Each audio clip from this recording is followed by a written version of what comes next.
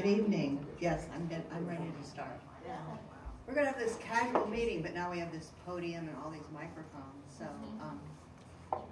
I'm Janet Michaelis. I'm the Airbnb host community leader, volunteer position with Airbnb. I'm not an employee, and as far as I know, I'm still in this volunteer position. So first, I'd just like to go around the room so we know who's here. Maybe start in the back. We have hosts here, people who are aspiring to be hosts. We have guests and visitors who are interested in Airbnb for whatever reason. And then we have some press people, so I'd like to give a shout out to the press people and have them say hi and where they're from as well. So I'll start in the back there with Dale. Hi, my name's Dale Boyston. I'm a guest. Thank you for being here. A heavy user of Airbnb and traveling. Going to Nashville tomorrow.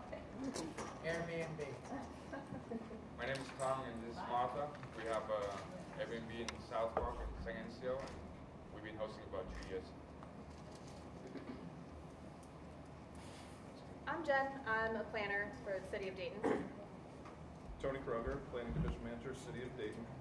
Live in St. Anselmo. Don't have an Airbnb though, but thanks for having me, and I look forward to hearing what you have to say. Good evening, everyone. Commissioner Shanice Thomas-Laws. I'm just here visiting and listening in. I live in Southern Daytonville. Elaine and Henry. We live in St. Anne's, have Airbnb in St. Anne's or since August. My name's Christian. I'm just a visitor. I was here about 5 weeks ago. I'm just her son. Not just.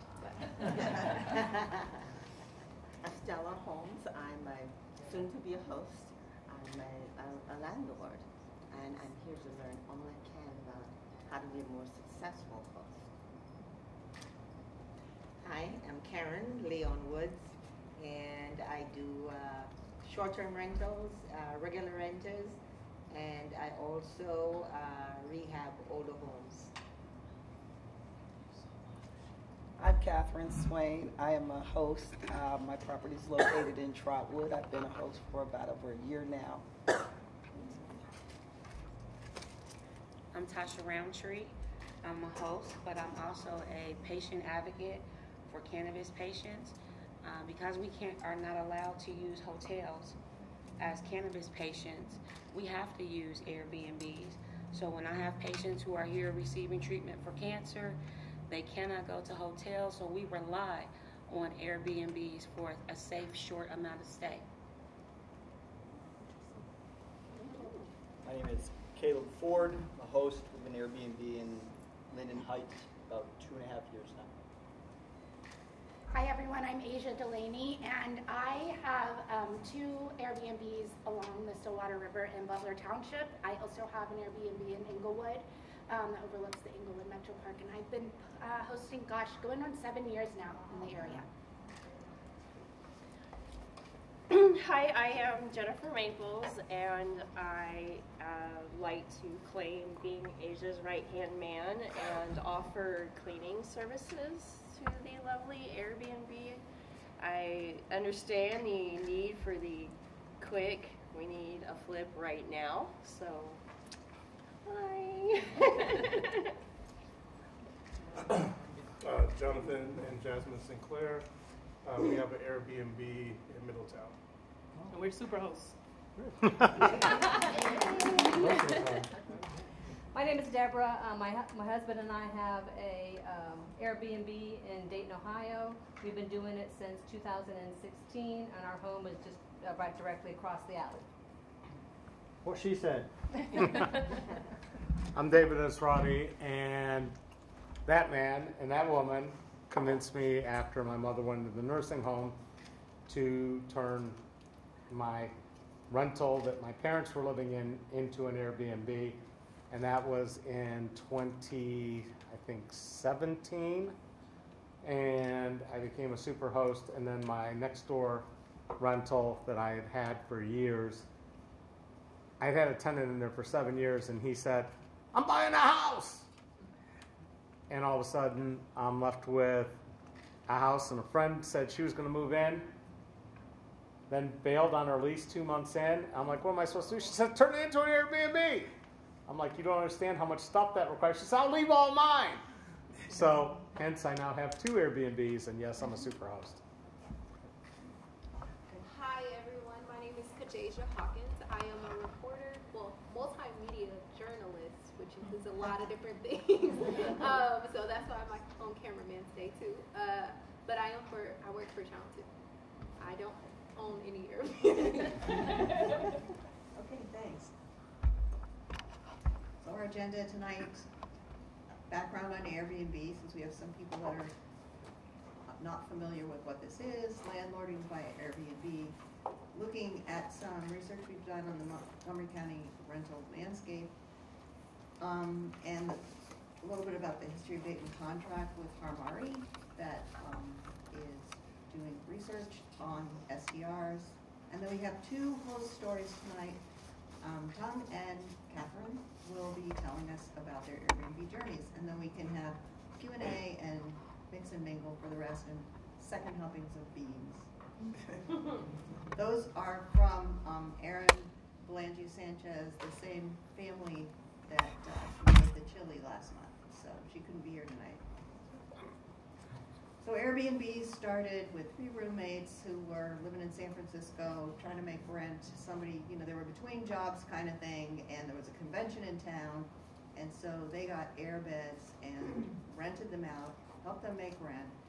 That's the story they like to tell. Anyway, they were prep school boys. They had some connections, but they were able to take their tech skills, and they decided to become a mediator, sort of in the same way that eBay takes sellers and buyers and mediates those transactions and creates a safe space online where that can be mediated in public so that everyone can see how that transaction goes for each party.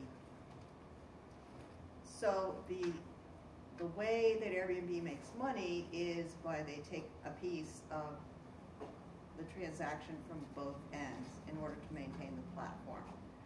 So unlike VRBO, which is an older vacation rent by owner, which started a long time ago, you paid to list as you would list for real estate. And you paid up front whether you rented it or not, and you handled those transactions mostly on your own. The transaction wasn't part of the platform. VRBO has now become more like Airbnb, where the transactions happen there. So it's an aggregator model, mediates the relationships and the transactions. It requires trust to function, which is why as much of it as possible is done publicly on the platform. They want you to keep your communications on the platform, so that creates an electronic paper trail. And the accountability for both parties is maintained through the structure of the platform, through ratings and reviews. It's been pretty successful. The last count is 6 million listings worldwide every day. So I have been a landlord since 1978 and made a lot of mistakes in the beginning. I had theories about having been a tenant that I would know how to be a landlord. And there are a lot of things to learn about legality, relationships, et cetera, et cetera. And so Airbnb... Low battery. Plug it in.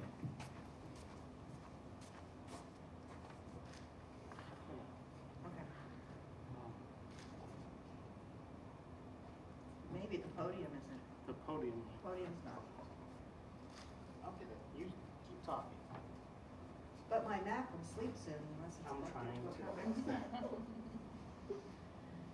into it. So hosting, you have your property, you don't turn your property over to a tenant for a long period of time. So you're in and out of that property. You have to keep it clean, you have to keep your lights on, so you're paying your utilities, et cetera, et cetera. So, and each person who comes in, you want to have an extraordinary stay, so it's much more personalized than regular landlording.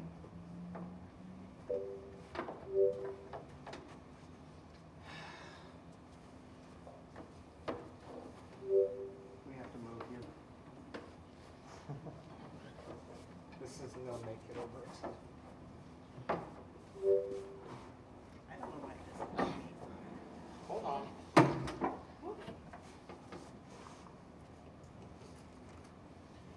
Bam. There you go. Nice. Power. No sleep tonight.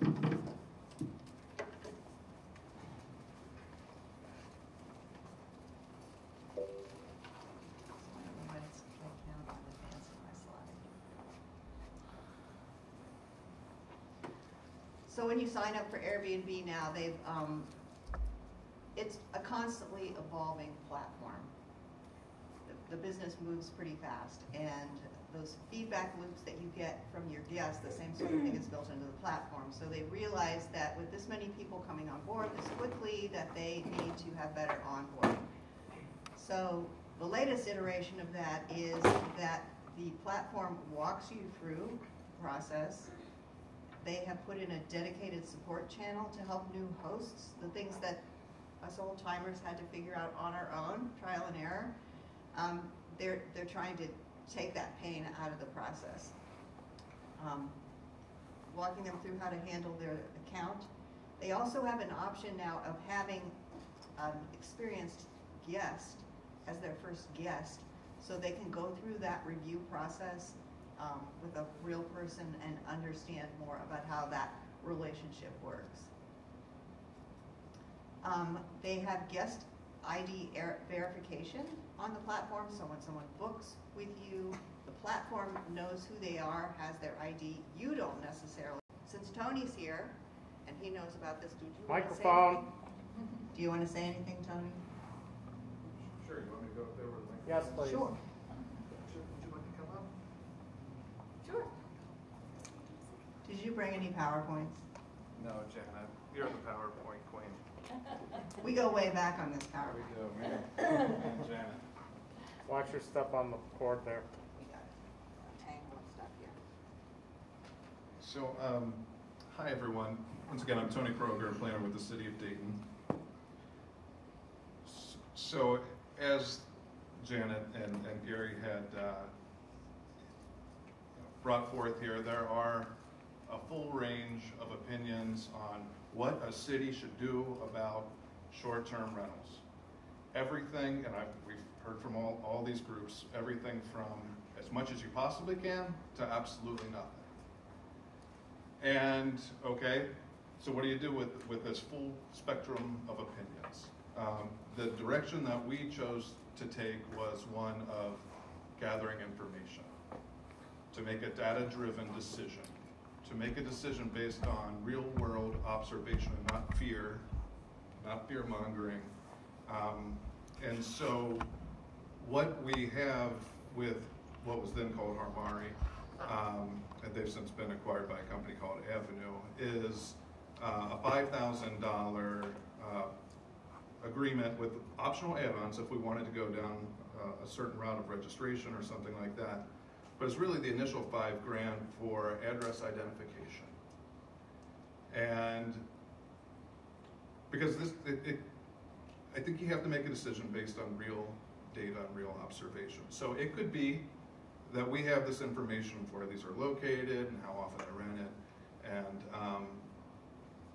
each of these look way better than everything else around them. And I think that very well could be possible. You know, I don't wake up in the morning hating STRs, I have to say. And it makes sense that they would to a degree because you have to rent it all the time. It could be that there's 3 problems, and maybe that needs a certain kind of approach rather than an across-the-board approach, whatever that may be. And so the intent here is to do address identification. It's a monitoring of certain aspects, I think, in terms of how often it's rented or what else. I can speak to that. Okay, Jen can speak to what that entails. And that occurs for a year. And where it ends, I don't know. It would have to be approved, of course, most likely by our city commission or city manager. But that was the intent, was to not make an irrational decision because the loudest voices got to us first. And I think that's a rational thing to do. Jen, go ahead and fill in the blanks for me, please. Sure. Yeah, I got it. I'll just go around. Good setup.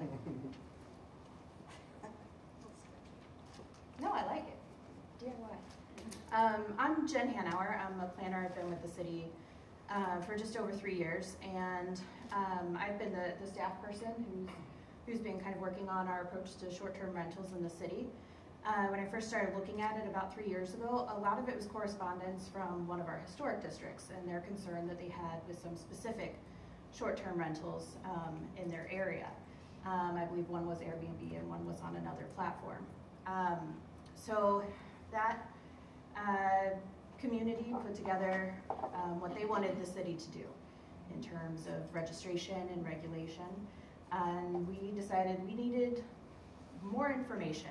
Okay, we need more information. Which historic district specifically? Oregon. Thank you.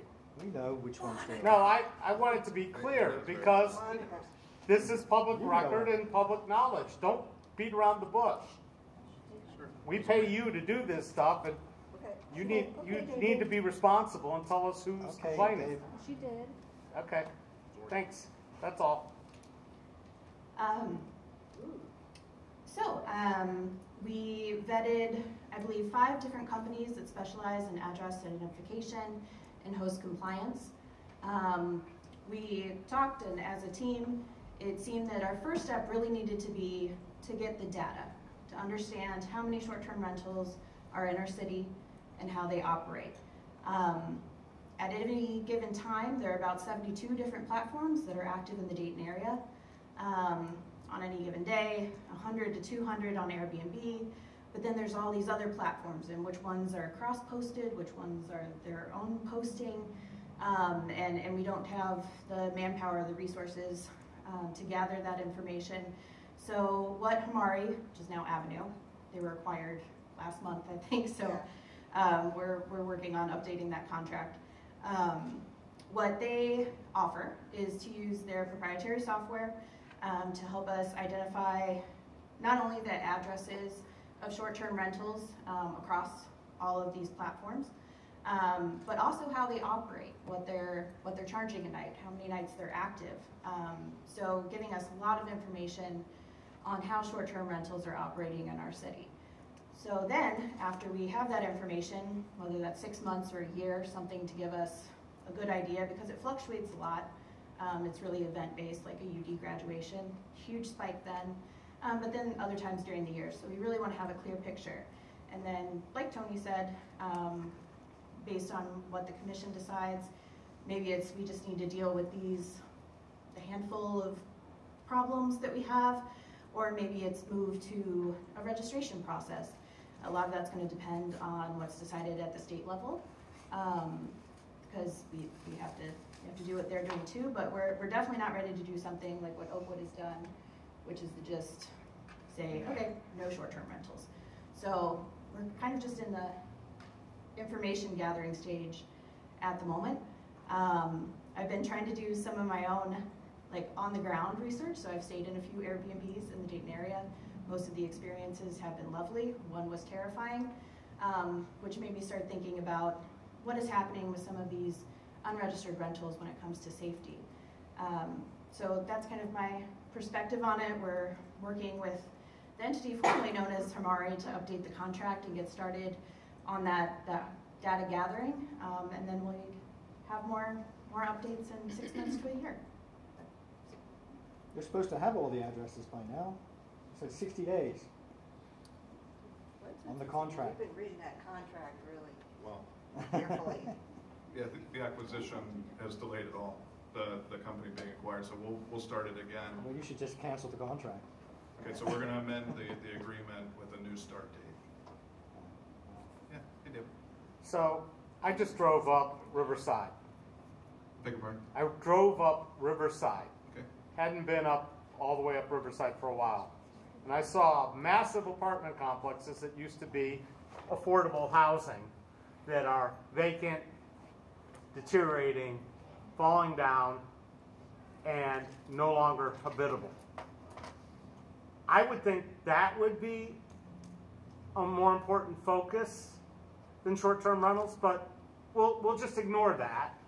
We'll look at the problems we have in rental properties, where we've had some times when if there's enough drug activity or enough calls, the rental gets shut down. Okay, they had, I forget the project, it was with a D, long time ago. There was a name. The NAACP was involved. They had this project to shut down drug houses and problem houses. But I've lived on the same block now since 1986. And for about the last 15 years, I've had neighbors that have had so many police calls to their house, which they own, including 2 years ago in December when there were shots fired in the backyard, which made me lose revenue from my Airbnb because people didn't want to be around a place where shots are fired. Those people are still there.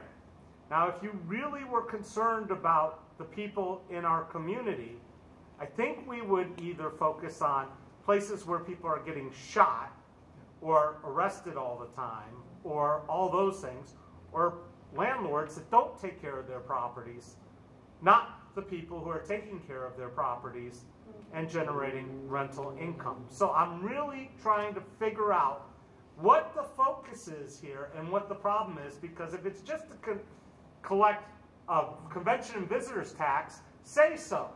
But I don't see any other right you have to tell me how and who I can rent to. David, Now, the city doesn't collect. I know that, the convention and visitors, but that's the only possible thing. That's what Hamari talked about. So I don't know what you are trying to do here, or how it benefits any of us in any shape, way, or form, especially when you can't enforce the historic zoning ordinances anymore. You can't run inspections on properties that are being rehabbed, because I bought one that was burned and apparently no inspections were done on rehab. When I did my properties, I had you guys crawling up my butt with a microscope. Okay. So something's off here. Go ahead. Hi guys, thank you for being here. It's nice to be able to ask questions to someone instead of just wonder. So my question is, and you kind of just touched on it, but I guess I'm a little bit unclear. You said the data that you're going to gather, and I agree, decisions should be made based on data, so thumbs up for that. On the same page, I'm just unclear how knowing booking percentages per night and pricing per night, how those data points specifically translate to or address the concerns that were raised to begin with. So you said that there was a community that came to you and said, hey, we're concerned about crime, we're concerned about disruption in our area, things like that. How does booking percentage and price per night correlate or provide useful data to respond to that specific concern? Do you want to give it a shot? Or? Sure. Okay. Larry, jump through. How it was explained or presented to me is that having an understanding of how the operation performs financially would be useful further down the road. While it doesn't help us directly with just understanding where short-term rentals are in our city, it is information that may be useful in terms of economic development, or if in know, because really you don't need to know, you just need to know that somebody has it, and you can get to that information if you need it. They have initiated reservation screening and blocking for high-risk booking requests. This is trying to screen out the parties, and this one is still a little rough. I don't know if this one's going to survive the pilot, but the idea there is to help guests be more skeptical about some of the booking requests that they get. Help hosts be Help more hosts. skeptical, not guests. Well, yes. Damage protection has recently been increased to $3 million, and it includes these items: cars and boats, art, pet damage, deep cleaning and income loss, $1 million liability insurance, and a 24-hour safety line to call when something's happening for hosts. They have also put in neighborhood support, and we're really promoting this, that if your neighbors know that you're an Airbnb, you're not there all the time. This gives them an option. If there's a party or a disturbance happening, there's an urgent line for them to call. And if there are other more general concerns that aren't urgent, there's another line for them to call. And this is supposed to be staffed with person 24/7, 365. Some people have expressed some skepticism about having their neighbors know, but they can't help you out when you're not there if you don't give them this information. So I am a proponent. I'm on Nextdoor. I have the text numbers for my neighbors, and I let them know, the ones that are next door to my house, when something's going on. Because sometimes people do graduation parties because we're near UD. So there is a requirement in Montgomery County that all rental properties need to be registered with the auditor's office. It's required. It's free of charge. There is a $150 penalty for not doing it, but it is completely unenforced. The only thing that triggers the enforcement would be if there was some other kind of violation on the property, and then there would be an investigator to see it was a rental, and then you might get that $150 fee. The registry rental, you can look it up, and I think it's updated monthly, weekly, I'm not sure. But as of this week, it is 16,767 registered rentals. And we know that that is an undercount. So to talk about what is happening in our neighborhoods and how that may relate to rentals, owner-occupied versus non-owner-occupied, former Mayor Gary Lightsville has been doing a lot of data digging. Thank you. So this week I've been sending Janet news articles here at 365, 364. The news article said that there was a shooting in Dayton in the 360 block of Delaware Avenue. There are only two properties in Delaware. One is a registered single-family house. The other one is an unregistered multi-unit apartment. Can we go on to the next one? Because these are some of the concerns that citizens have when they go in front of government. They'll say, I'm concerned about parties, I'm concerned about violence, I'm concerned about drugs, I'm concerned about trash, and I'm concerned about upkeep of the property. So we're going to cover this. There was a stabbing on Groveland Avenue. Groveland Avenue is run by Greater Dayton Premier Management, Dayton Metropolitan Housing. Okay. They don't actually have all their properties registered with the county. There was a deadly stabbing at an apartment complex at 2662 North Main. This apartment complex is not on the rental registry. Santa Clara, a man hospitalized after a stabbing. This is not on the rental registry. So technically these are illegal rentals. And I only bring that up because the hotel industry says that we are illegal hotels if we have an Airbnb. Oh yes, this is in my neighborhood. This is at 112 Illinois Avenue. On the 10th of February, the porch collapsed. The owner of this property is a non-registered rental. He lives in California. The only way you can contact him is through snail mail. This photograph was taken last evening. 10 days later, the porch still looks like this. If this was an Airbnb, that porch would have been cleared. Any guest coming would be given a discount. You know, apologies, the porch collapsed, insurance has taken care of it. It would not look like that 10 days later. Okay, so when last month I presented, I think we're going to show it, right? I presented a slide. I got interested in seeing how many of the rentals around my house were registered and not registered. And so I did this small mapping project, and that's it there. And from that, 70% of those properties are not registered. They're the red ones. The blue ones are. So that led me to believe that there are somewhere between 30 and 40,000 unregistered rentals in the city of Dayton. Okay, so bring up the next one. So I expanded on it. My house is up here. My Airbnb is there. All of this is very much UD related, people renting to students. The blue is registered, the red is not registered.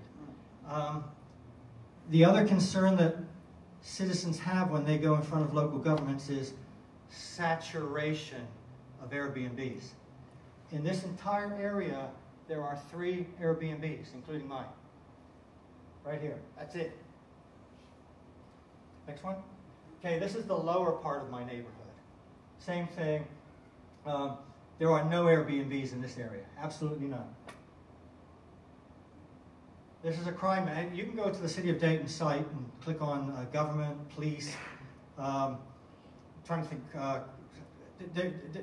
crime or something. You can click on a crime report and look at up-to-date crime information to see where drug crime has occurred, homicides, aggravated assaults. We did this one. This is the Oregon district for the last 3 years. There are 2 drug activities. One was at a non-registered rental, and the other one was in their neighborhood park. Okay? The biggest problem they have in the Oregon district is theft of auto and theft from auto. You know, I police this. You know, one of the reasons we know that there's no crime at Airbnbs is because the headlines in the newspaper don't say stabbing at an Airbnb, because they would, right? Okay, so this is your bit, right? I just want to say this. You know, when I was a kid at school in London, I was introduced to a book called Folk Devils and Moral Panics. And it was written by a guy named Stanley Cohen in 1972. It was about the case of moths and rockers. So I brought up on my laptop the definition of a moral panic and the definition of a folk devil. A moral panic is a widespread feeling of fear, often an irrational one, that some evil person or thing threatens the values, interests, or well-being of a community or society. It is the process of arousing social concern over an issue, usually perpetrated by moral entrepreneurs and the mass media and exasperated by politicians and lawmakers. A folk devil is a person or group of people who are portrayed in folklore or the media as outsiders and deviant, and who are blamed for crimes or other sorts of social problems. See also scapegoat. The pursuit of folk devils frequently intensifies into mass movement that is called a moral panic. When a moral panic is in full swing, the folk devils are the subject of loosely organized but pervasive campaigns of hostility through gossip and the spreading of urban legends. The mass media sometimes gets in on the act in an attempt to create new folk devils in an effort to promote controversy. Sometimes the campaign against the folk devil influences a nation's politics and legislation. So I'm a folk devil. I am. And some people in this community have created a moral panic as far as I'm concerned. Janet? So the city. Need some mic. So in December, the city managers, they funded the planning department. Tony talked about it, but they signed a contract with this company called Hamari, allegedly to look at the potential problems around short-term rentals and to consider regulating them. This is their marketing. Hello, welcome to Hamari Short-Term Rental Compliance. Are you tired of losing hundreds of thousands of lodging tax dollars because of short-term rentals? Are you sick of noise, garbage and safety complaints? We at Hamari STR are experts in solving all your short-term rental related problems. Our proprietary method is known as the 3 E's of STR compliance. Whether you fall in the establish, the enforce, or the endgame stage, we take you through this difficult process step by step. Hamari STR helps municipal leaders to establish, enforce, and win the endgame of short-term rental issues to help strike the balance between hospitality and community. If you would like to learn more, please visit our website or contact our toll-free number below. And oh yes, be sure to download our white paper for more information. Fear-mongering. I would encourage you to download their white paper, especially if you have any kind of scientific statistical background. It's pretty appalling. Outdated. Hello, welcome to not again. Hamari Short, are not you there. tired of Next losing? slide. They're just obnoxious, I know. I do have copies of the actual contract from the city commission meeting files back there that annotated by me, that you're welcome to pick up on the way out. And the time they leave out, whether or not we've made that experience the best experience that it could be, or the worst nightmare Whether that they're can ever. going to come back to Airbnb or they're going to say, oh, hell no, I'm never booking on Airbnb again. Amen, sister. Hallelujah. Bye, y'all. Thank you. So, are all of you in the Facebook group? Please. So maybe next month we'll do something that's just social. That's not my forte. I like to do PowerPoints. But we could do not so much PowerPoints and maybe just some social activities. So if you would. How about I'll take an opportunity to take a whirl through technology stuff and Okay. just do some live demoing, show people how to do some stuff. How about that? Great.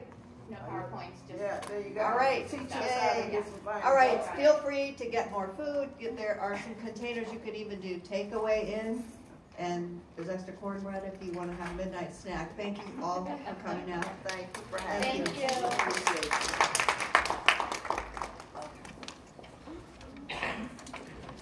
In the future, we were to work with the county to understand rental registration. They play in there. Basically, it's just something they can capture at the same time that they're capturing the locations. So it's just information that will be included with it. It's not something that we asked for specifically. It's just kind of something that's included that could be useful down the road. So that's my understanding. It's in their white paper. Some of their methodology. It's used for calculating how much they're going to charge you when you get taxed. Well, if I'm already saying that, then so be it. I haven't thought about taxing at all. I don't care at all. That doesn't mean a thing to me. I agree with what you're saying, is that if the complaints that I'm hearing are those of civility or parties or all these other things, that would be more of an observational kind of thing once we have the addresses. And I think that's, for me, is responding, the main priority would be responding to those concerns of quality of life. For me, it sounds more like this is being driven by the hotels who view us as competition. And by viewing us as competition, they want to know and to want to be able to tell you, well, these Airbnbs are collectively making X amount of dollars, which is taking money out of us, and we give money to travel and tourism. Where I feel like if we just collectively came together as an Airbnb community and registered with the city and bypassed the company and said yes, but now we will have access to travel and tourism events, and you have to put on our Airbnbs as, when you come to Dayton, we're now viewed as an option. If you want to tax us like a hotel, we deserve the advertisement, we deserve the business, we deserve every benefit as a hotel, when what we are an alternative, when again, the hotel doesn't even let certain people come and use their facilities, when Airbnbs are the only option we have. Yeah. So on the hotel and taxation, perspective here, I'll just say very transparently that not a single commissioner, not city manager, not the planning director has said we've got to start figuring out how to do taxes here. We're planners here, and the idea is to respond to potential land use concerns that people are bringing to our attention that may or may not be valid. And I haven't had any conversations with hotels. Have you? No. I mean, I realize that that's part of the wider conversation and concern, but just on our little micro level of Dayton, that hasn't been something that's come up. But I can't speak to the rest of the county. Yes. So I appreciate you all being here. I do appreciate the data around what Airbnb represents in our community. I would appreciate moving forward, I guess, an opportunity for collaboration. To me, the group of Airbnb hosts that I am aware of in this room are all collaborators. We are all people who believe in the area and who have steadfast in our communities to hold on to what we have. be it to supplement income, to supplement, to be able to supplement renovation projects, whatnot. So what I think is, as opposed to maybe how the data is being used as a way to highlight issues, it's a way to highlight stars in neighborhoods and an opportunity to say, hey, we have 4 short-term rentals in this neighborhood. Let's get some extra people on, extra beats on the streets to keep these people safe during big weekends, Number one. Number two, I do think that as an Airbnb host community, we have an utmost concern on maintaining the credibility of our brand that is Airbnb. If there is an opportunity to register, I believe everyone in this room would. If that means that we are paying for a registration fee for whatever reason, if it is to be collaboratory, if it is to whatever, just to be able to highlight those Airbnb hosts that aren't able to hold up that brand, is a way to be able to pinpoint them, and for us as a team, an Airbnb team of hosts, to say, hey, what can we do? Because your Airbnb is an issue, right? It's bringing it down. And we hear that. You can look through the reviews. You can see who has 1 review, 2 reviews in your communities. And it's, I think, a way to just kind of, we need a way outside of what you all are doing here to bring the hosts together, to collaborate with the different communities, to be a louder voice, and to make sure that we are keeping the brand solid, right, and good and stable. So, thank you. Well, honestly, I don't know if I necessarily agree with everything that you just said. Okay. Yes, we definitely have a brand that we all, are proud of. Superhost myself, total great reviews. But there is times when I was just telling Gary that I'm losing revenue, right? From the winter months clear up until now, right? I have outstanding reviews. Everything is going well. So I'm trying to figure out, why would I pay some type of cost to be an Airbnb host when, if I'm losing money, if it's not making dollars, it doesn't make sense to me. So at the end of the day, I'm like Gary. I'm like, we got all of these areas or these houses that are unregistered, right? We got so many other issues. I can promise you, like she just said, probably everybody in this room has excellent reviews. They're probably all super hosts. We're all, right? I think we're putting our resources or our time we're wasting on the Airbnb issue when we have bigger things to deal with, right? I mean, Airbnb, like you said, they have a platform that you can go on those reviews. You said yourself, you went to 8 whatever Airbnbs, you only had 1 incident, right? Happens to sometimes, but at the end of the day, you got 1 bad review out of 8 stays.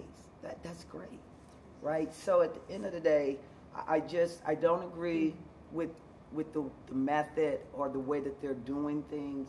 I would have to say that once again, let's spend our time and our resources dealing with, because if we have these unregistered houses, how many of those are Airbnbs, right? And right, if they are bad Airbnbs and they're not even in our state or nowhere to be found, what are we doing about that, right? I mean, I do have property in Dayton too, right? I mean, I'm not just in Trotwood. I actually have property. I'm a landlord in Dayton, right?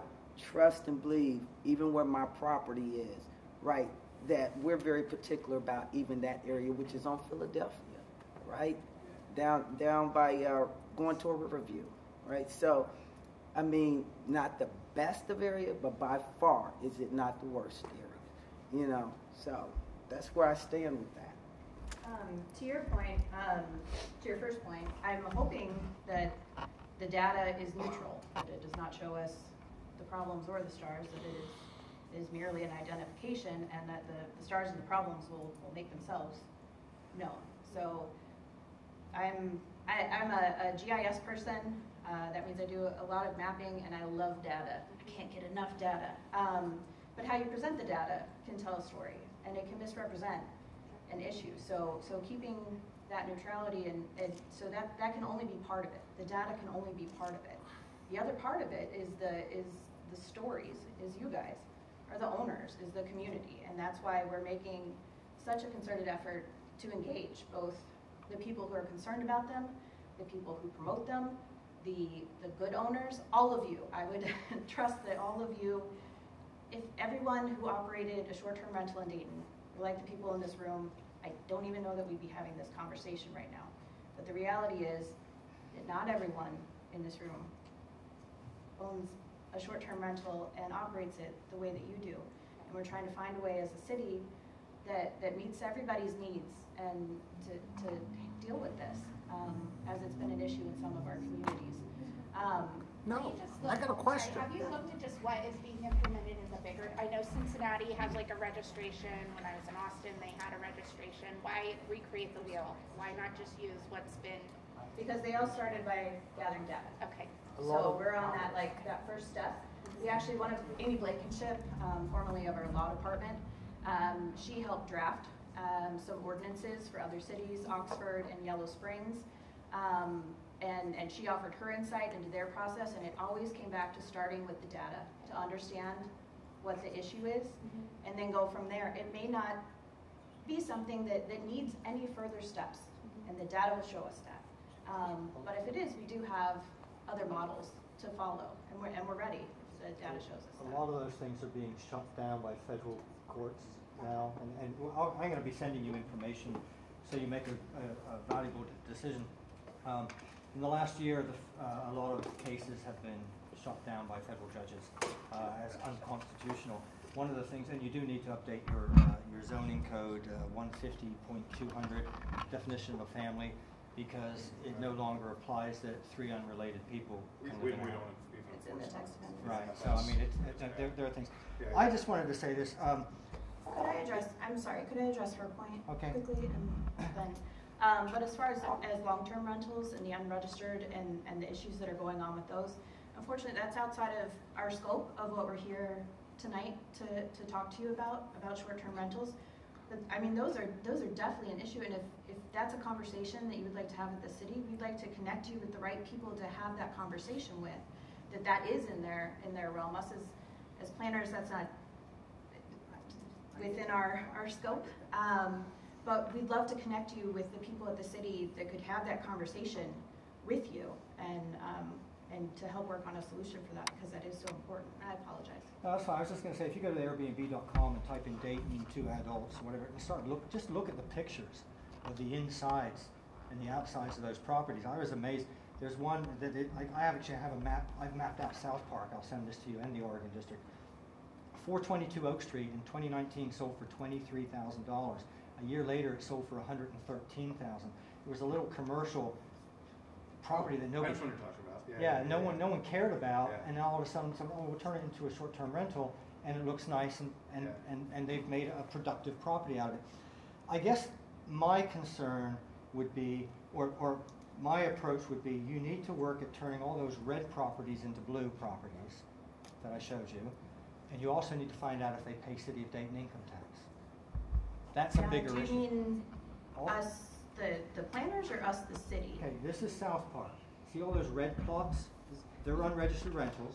Right. I'm wondering if, when you say you should, if you mean like this. The city. The city should look at, do all these landlords pay City of Dayton income tax?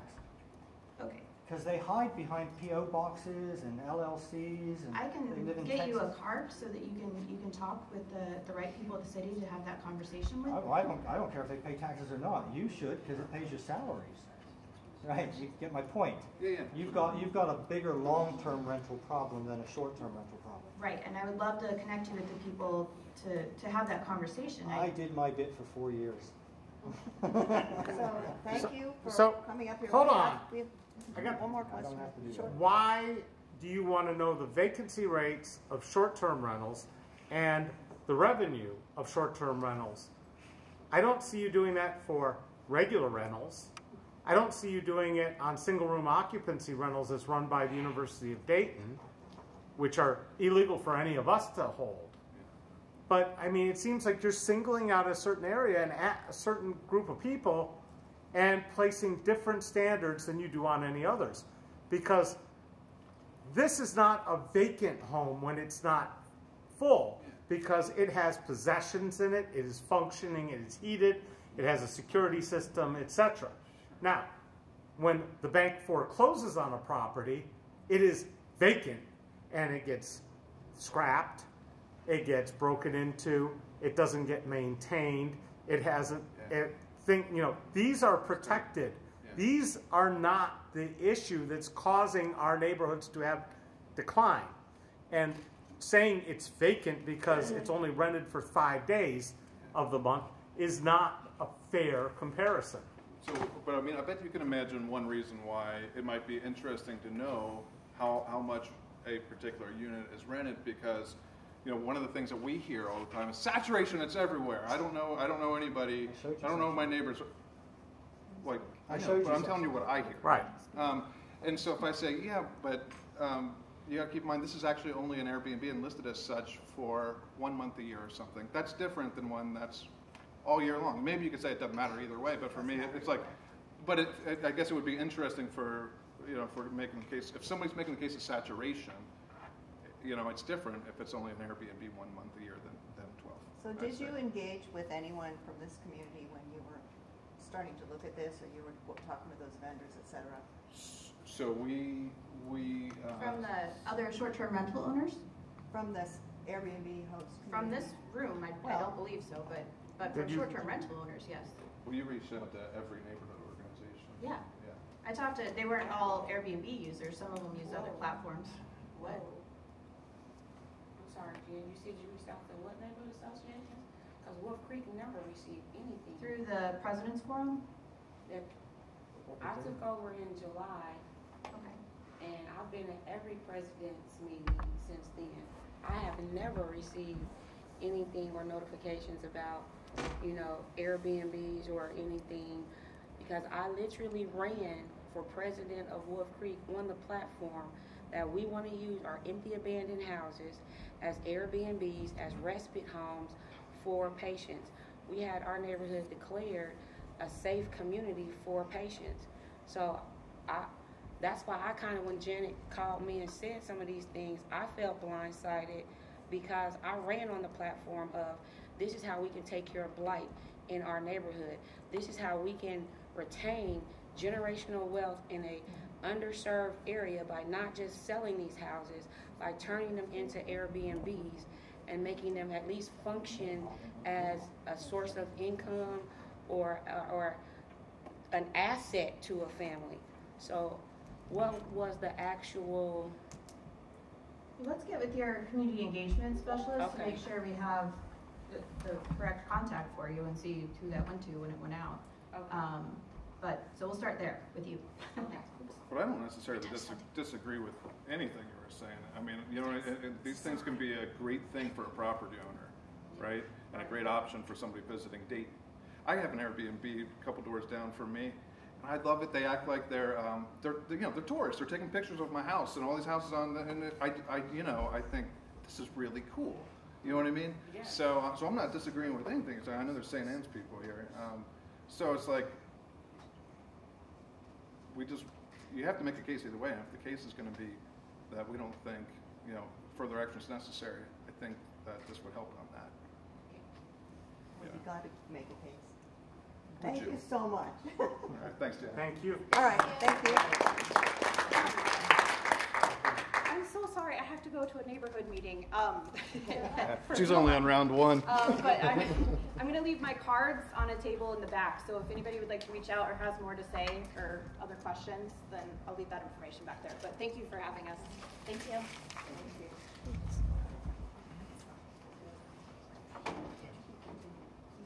So we have two hosts tonight to share their stories. I know that this is going on a little bit longer than usual. If you want to get up and get something else to drink or a second helping of beans and cornbread, feel free to just get up and walk around. Tom? You're up. I'm going to get you a drink.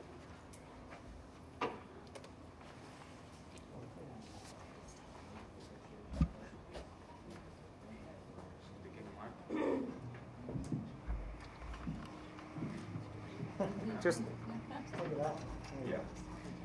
Hi everyone, my name is Tom. I'm a realtor at Keller Williams Realty, and Janet from last meeting, she asked me to share our Airbnb experience, so here we go. So we have 2 little cottages in South Park and St. Anselm. We started about 2 years ago in April. When we say we, it's actually like my family with my mom and my sister and my wife Martha in the back.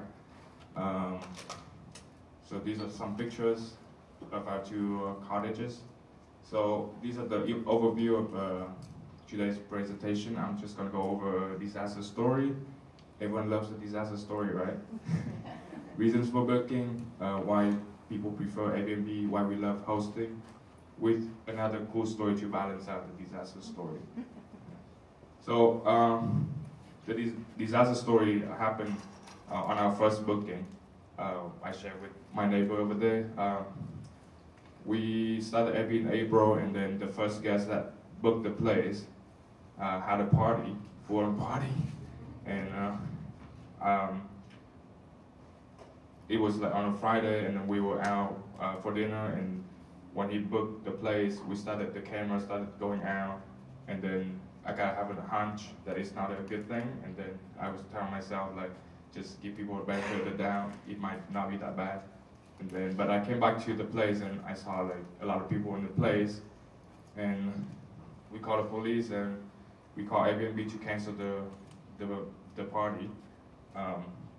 So what we learned from that story is a lot of people, local people, they like to take advantage of new hosts who are not experienced, and they like to prey on them and with a new discount. So we learned not to rent it out to local who just rent for one night and take advantage of that, and to learn our instinct. If you think it's a problem, it's probably a problem. So we should we learned to put in the rules, implemented some rule changes in our language, and we can, like, after 2 years we did not have that problem again.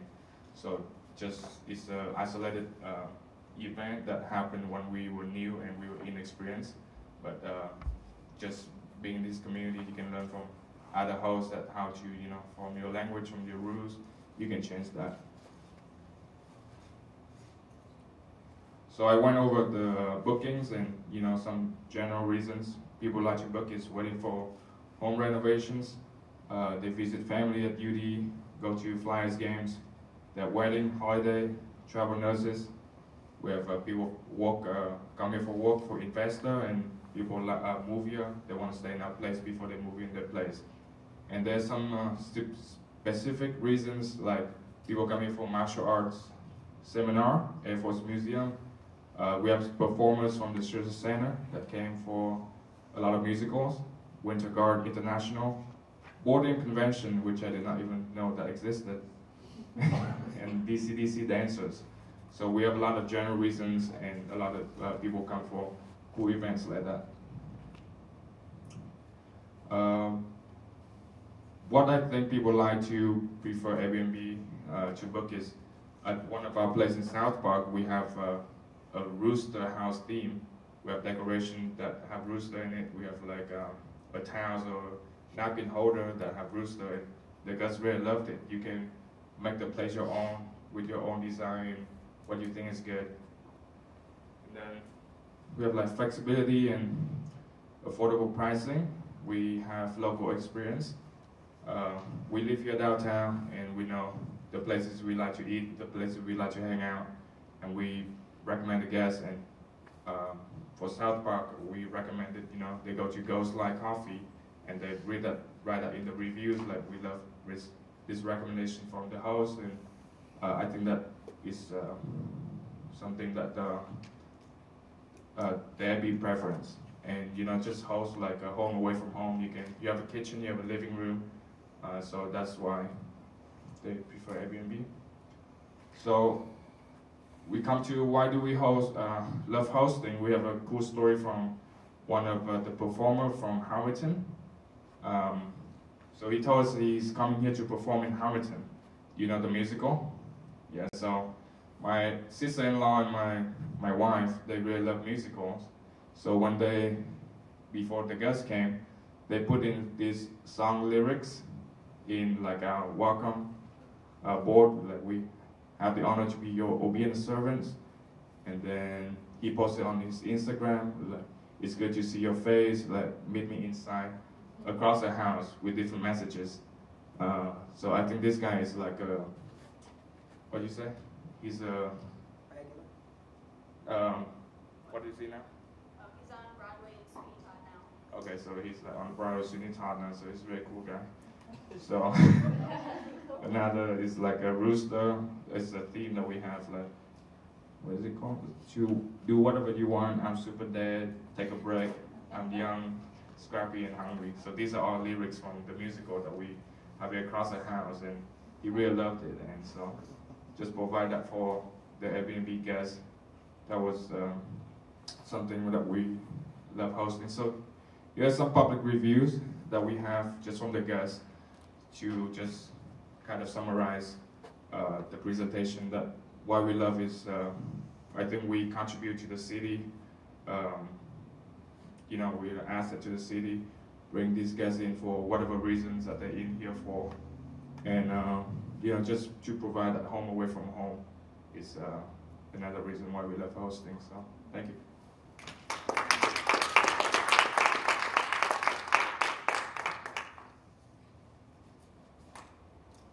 Does anybody have any questions? Yeah.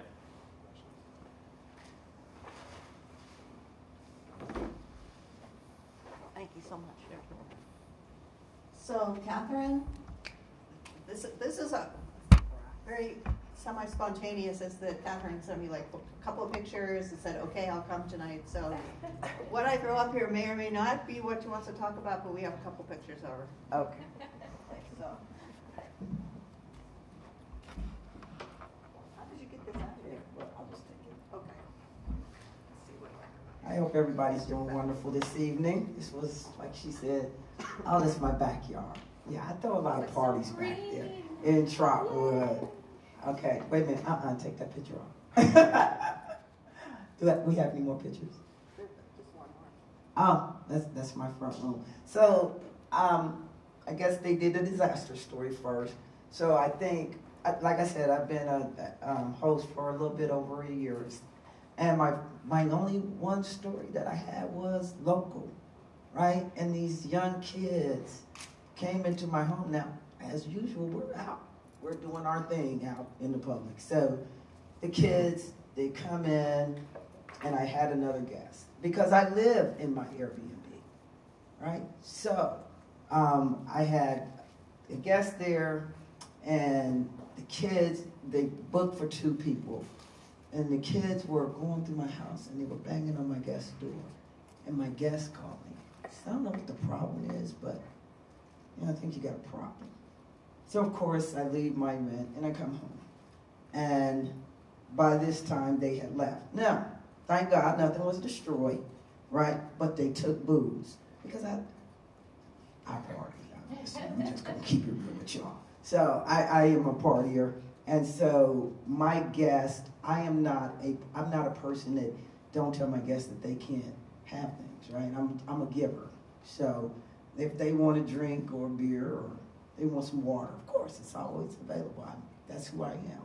No extra charge, right? So the kids took the booze. I have cameras. Ain't that a beautiful thing? We just have cameras throughout our whole house, right? Driveway, front door, back family room, everything but the bathrooms and the bedrooms. So the kids took the booze. I was perturbed. I called the kids, though. I said, return the booze. I said, and don't tell me you didn't take it because my camera caught you, right? And if you don't return the booze, I don't call law on you, but I will, right? And of course, they brought it back. Now I'm gonna tell y'all this story because they were black kids. Of course I didn't want to call police on them. Black children have enough issues as a racial thing, right? So when they came through my door, they were very humble. It's 2 young men. I said, your mother would be ashamed of you, because if I was your mama, I'd beat you. You know. So they was like, we're sorry. I said, now you know you ain't getting your money back, right? Yes, ma'am.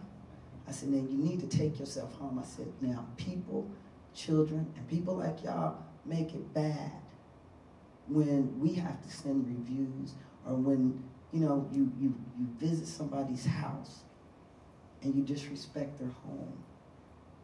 You know, it makes it bad. So let's try to behave a little bit better, right? He said, yes, ma'am.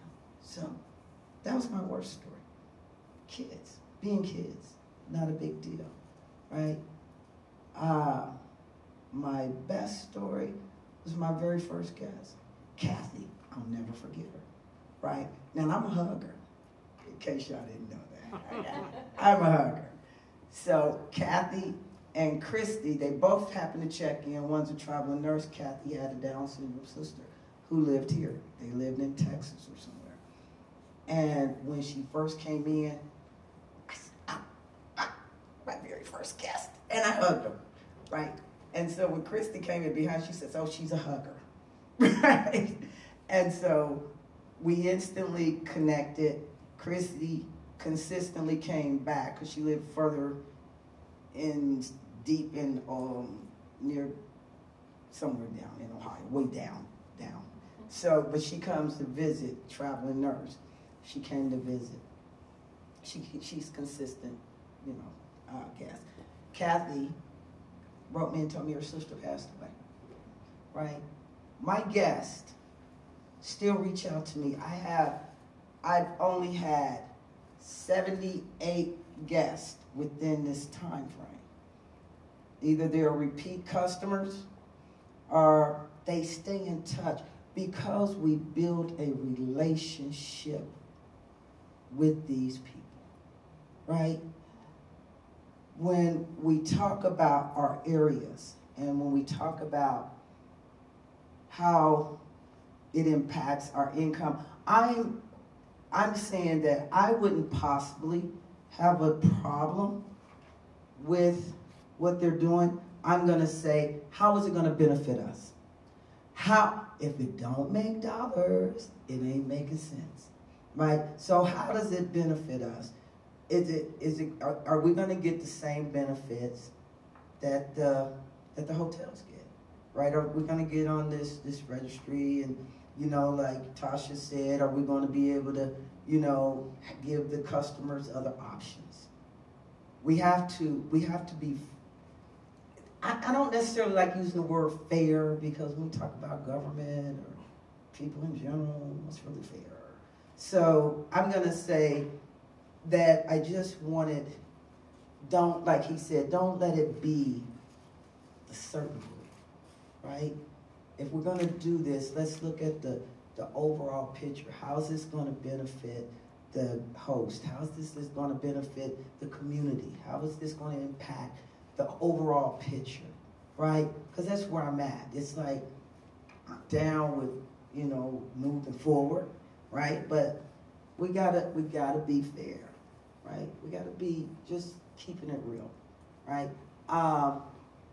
Unfortunately, she didn't download a lot of my pictures, but I have a very lovely home. I'm gonna say so myself. Okay, and like I said, it's a 4-bedroom, 2,600 square feet, Trotwood, Ohio, free pipe. You know, once again, great reviews. You know, one guest just booked wasn't ever too long ago, although my numbers have went down. I was telling Gary that. My numbers have went down, right, which makes me concerned about what is Airbnb doing. And Gary says, well, Catherine, you need to, you know, move the pictures and do the, you know, the asterisks and all that. I've done that. My numbers are still down, right? Which is a question that I'm going to be posing to Airbnb, like, is this every January, February is tough. Yeah. Every January, February. It starts or stops. It slows down. It slows down. I've been slowed down since December. October, November, somewhere up in there. Literally, I went from booking, I know, at least 2 to 3 times a week to 0. I'm at a How is that possible? That's what I want to know. Those are my questions, right? I mean, is it that Airbnb has a specific, area or geographics? How are they doing that? When you're doing what, they ask, because I call Airbnb and they say, same thing he said, hey, move your pictures around, do this, do that. And yet I'm still having issues. I'm just... Are you playing with your pricing? No. Okay, play with your promotions, okay? There's different ways that you can play with your listing in order to improve the analytics of which your listing is presented. Okay. Okay, I'm going to share some of this information in our group chat. Okay. Okay, and I think it'll be really helpful. And I would appreciate I would be happy because to share that. I'm thinking, is there any other Airbnbs? It's how you're interacting with your listing on a regular basis that is impacting how visible your listing is going to be to the public. Okay. Okay. And I thank you, my sister. Absolutely. I appreciate I will tell you all about it. So, that being said, I'm going to let you guys go. Thank you for sharing. Oh, you're welcome. I enjoy being a host. Being a host is the most beautiful thing. Once again, you make friends, you meet people, you hear stories, cancer stories. They visit for cancer, they visit their loved ones, they have all kinds of reasons they come to us. It's up to us between the time they walk through our door